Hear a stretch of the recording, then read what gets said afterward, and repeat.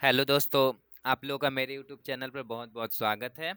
और इस वीडियो में आज क्लास 9th का इतिहास चैप्टर 5 नाजीवाद। तो इस चैप्टर को स्टार्ट करने से पहले ये चैप्टर आपका हो गया है आधा। तो आप उस वीडियो को देख लें, पार्ट 1 वीडियो को, ताकि आपको शुरुआत से इस चैप्टर को समझ आए आखिर नाजीवाद क्या है और कैसे यह आगे बढ़ा। ठीक है, आज हम लोग को जानना है नाजीवाद दर्शन। नाजीवाद में उदारवाद नाजीवाद में उदारवाद एवं लोकतंत्र का कट्टर विरोध की अवधारणा है। मतलब कि नाजीवाद जो विचारधारा था हिटलर का, ये हिटलर का विचारधारा था। उसमें उदारवाद उदारवाद मतलब व्यक्ति के स्वतंत्रता और समानता पर ज्यादा बल नहीं दिया गया। ठीक है। एवं लोकतंत्र का कट्टर विरोध की अवधारणा है, यानी लोकतंत्र को ये नहीं मानता है नाजीवाद, उसे बढ़ावा नहीं देता है लोकतंत्र को। ये निरंकुश तानाशाह को बढ़ावा देता है, निरंकुश राजतंत्र को बढ़ावा देता है नाजीवाद।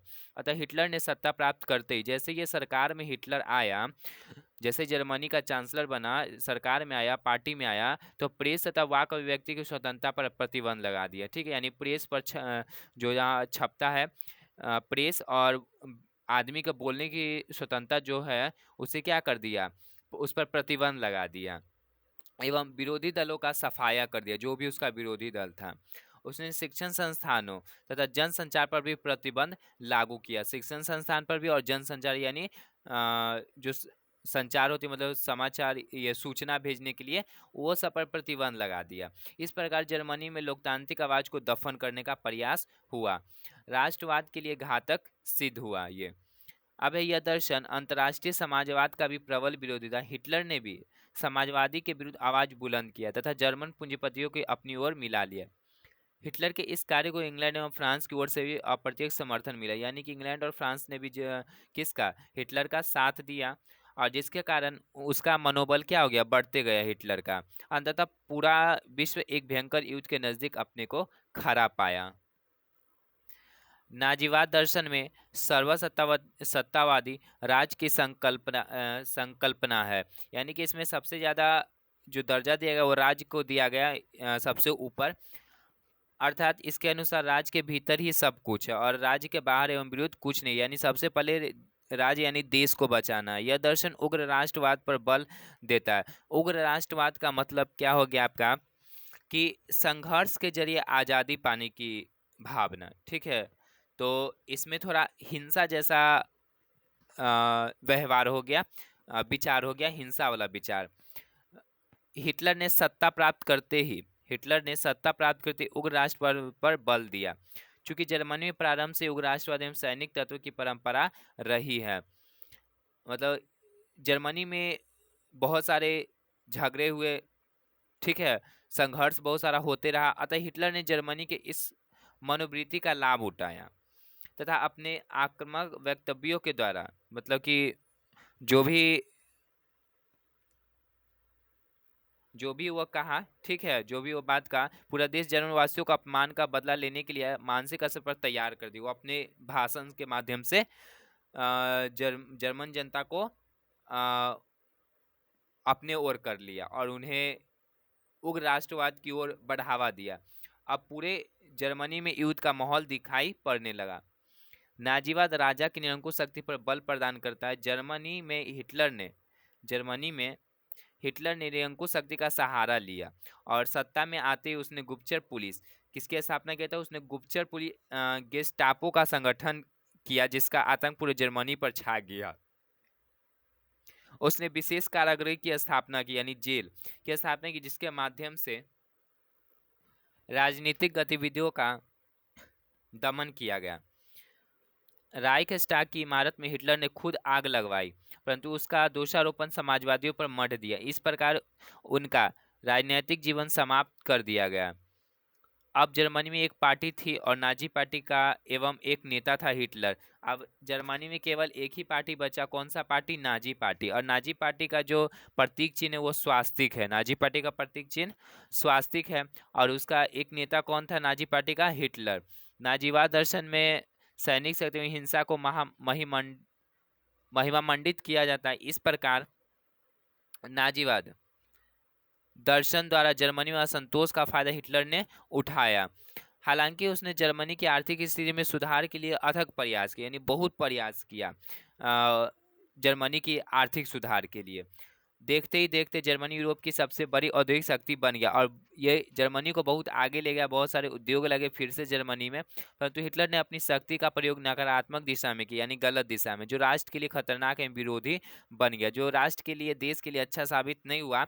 हालांकि राष्ट्रवादी होना देश के हित में है, ठीक है, मतलब अपने देश से प्रेम की भावना या सोचना ठीक है, परंतु उग्र राष्ट्रवाद की भावना भरकर जर्मन मनोवृत्ति को पीछे की ओर मोड़ने का प्रयास किया गया, जो शायद राष्ट्रहित में नहीं था।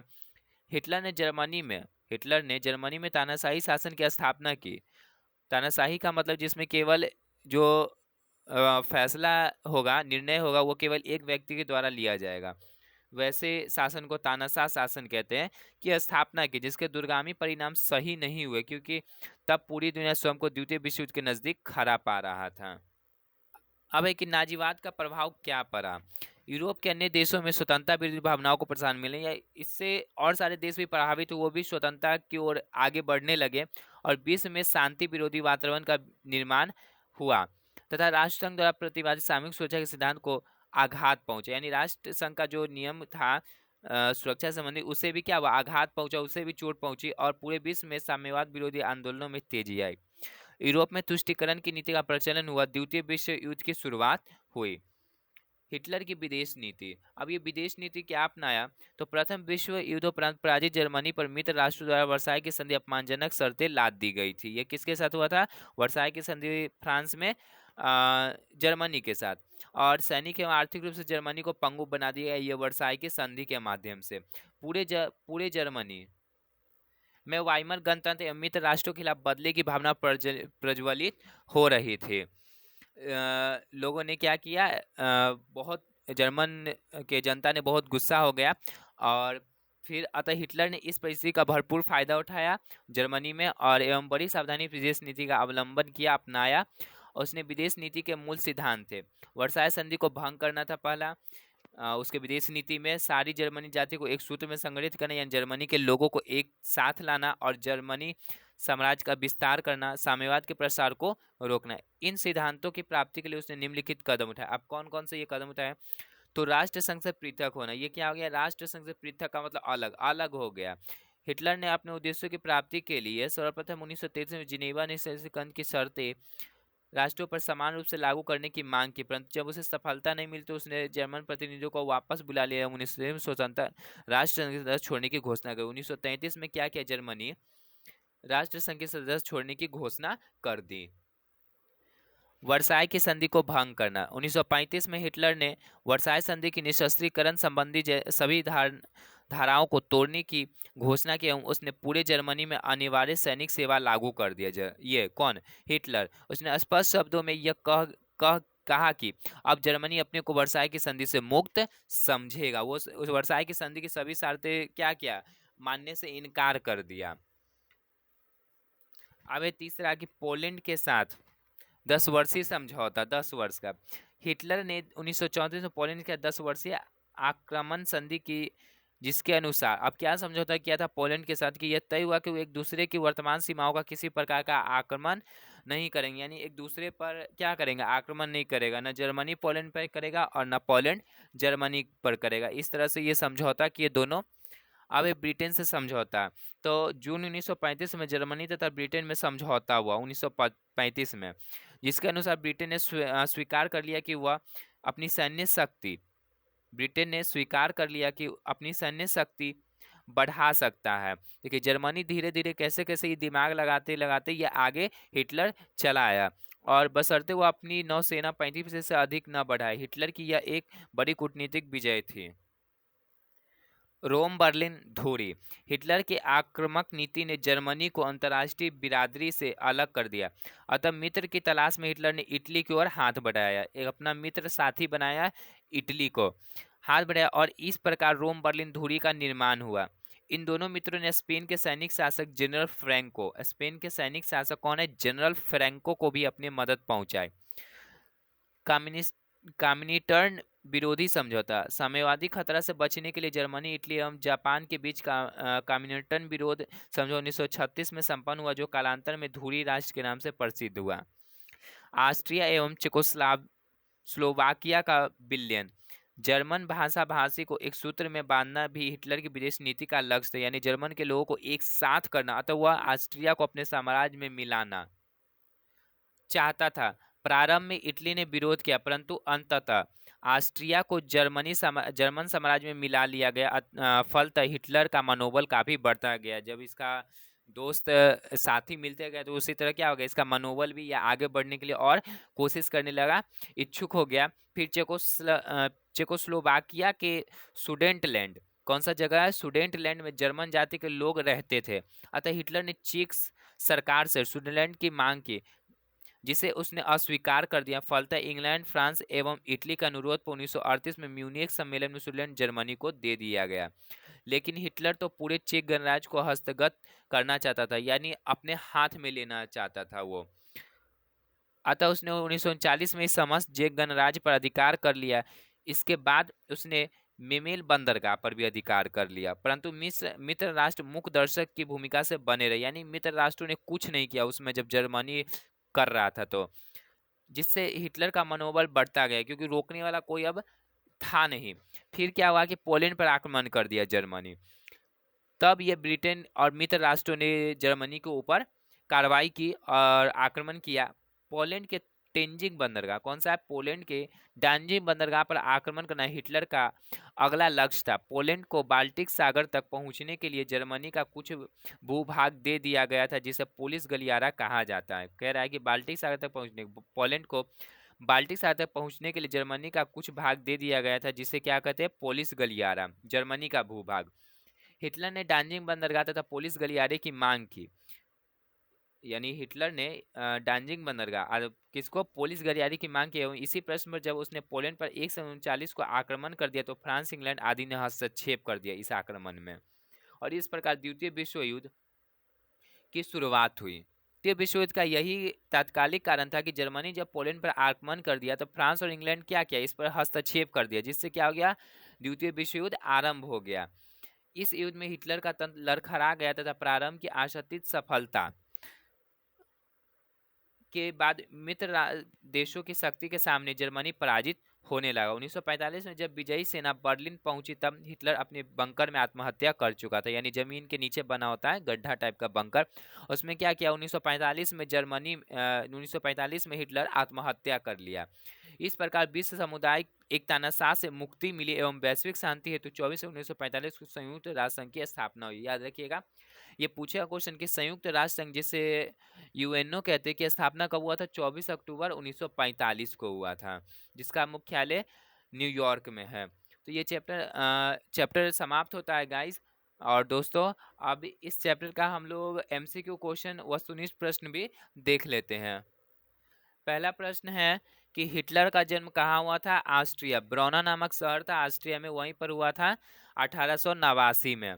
नाजी पार्टी का प्रतीक चिन्ह क्या है, स्वास्तिक। ये भी क्वेश्चन आता है कई बार कि नाजी पार्टी का चुनाव चिन्ह क्या है, स्वास्तिक। मीन कैंप किसकी रचना, Hitler, very important question, VVI question है। मीन कैंप किसकी रचना, हिटलर, ये हिटलर का आत्मकथा है। और मीन कैंप का मतलब होता है मेरा संघर्ष। ये भी क्वेश्चन कई बार एग्जाम में आपका आ चुका है, तो ये वेरी इंपॉर्टेंट है एग्जाम की दृष्टि से। हिटलर, जर्मनी का प्रमुख औद्योगिक क्षेत्र क्या था, रूर। फिर जर्मनी की मुद्रा का नाम क्या है, देखिए 2002 के बाद से जर्मनी की मुद्रा यूरो हो गया था, ठीक है। अभी वर्तमान में भी जर्मनी की मुद्रा यूरो ही है, और जर्मनी की राजधानी बर्लिन है।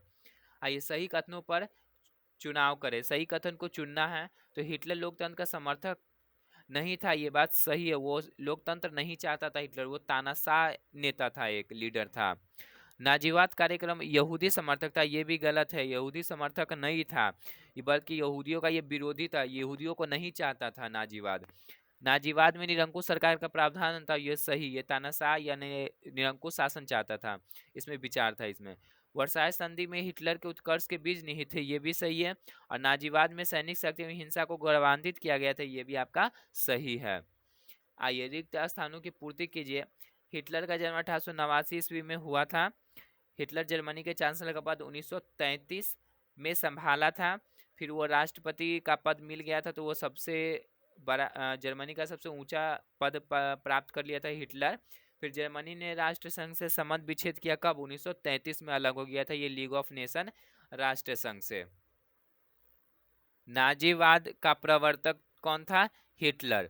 जर्मनी के निम्न सदन को राइख स्टैग कहा जाता है। तो ये वीडियो यहीं पर समाप्त होता है दोस्तों, और आपको नेक्स्ट वीडियो में इस चैप्टर के सारे प्रश्न उत्तर बताए जाएंगे। तो आप हमारे चैनल पर बने रहे ऐसे ही, और हमारे चैनल को सपोर्ट करें। थैंक्स इस वीडियो के लिए, इस वीडियो को देखने के लिए आपका धन्यवाद।